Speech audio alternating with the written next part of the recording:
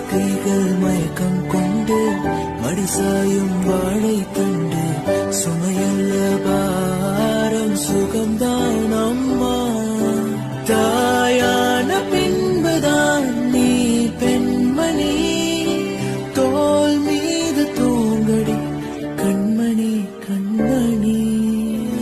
உனதன்பு பார்த்த பின்பு அதைவிட வானம் பூமியாவும் சிறியது. காலையில் தினமும் கண் விழித்தால் நான் கைதொழும் தேவதை அம்மா.